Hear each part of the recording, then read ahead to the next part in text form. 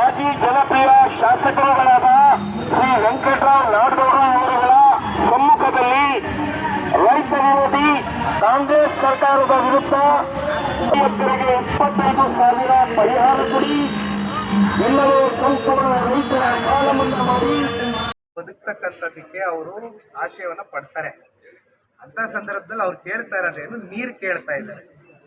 ಇನ್ನೇನು ಅವರು ಹೆಚ್ಚಾಗಿ ಕೇಳ್ತಾ ಇಲ್ಲ ನಿಮ್ಗೆ ನೀರು ಕೊಡಕ್ ಆಗೋದಿಲ್ಲ ಸರ್ಕಾರಕ್ಕೆ ಅಂದ್ರೆ ಇವೆರಡು ವಿಚಾರ ಮುಂದೆ ನಿಂತಿದ್ದೀವಿ. ಇದನ್ನ ರೈತರನ್ನ ಉಳಿಸ್ತಕ್ಕಂಥದ್ದಕ್ಕೆ ಒಂದು ದಿಟ್ಟವಾದಂತ ಹೆಜ್ಜೆ ರಾಜ್ಯ ಸರ್ಕಾರ ಇಡ್ಲಿ ಅಂತ ಒತ್ತಾಯಿಸ್ತಾರೆ.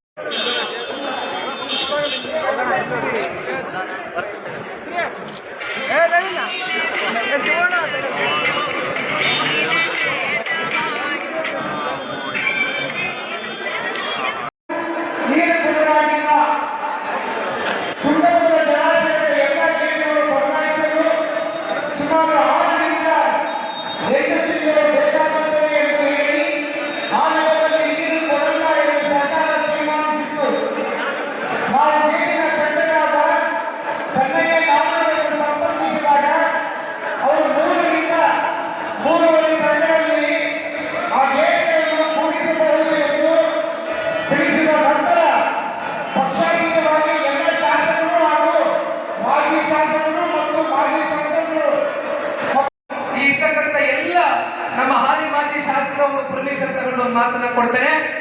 ಶರಣ್ ಗೌಡ್ರು ಹೇಳಿದಂತ ಮಾತನ್ನೇ ವಾಪಸ್ ಹೇಳ್ತೇನೆ. ದಯವಿಟ್ಟು ಇನ್ನೊಂದು 8-10 ದಿನ ಈ ಸರ್ಕಾರಕ್ಕೆ ಗಡುವು ಕೊಡೋಣ.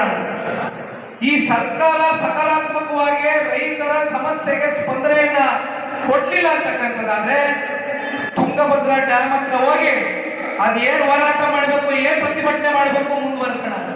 ಕುತ್ಕೋಣ.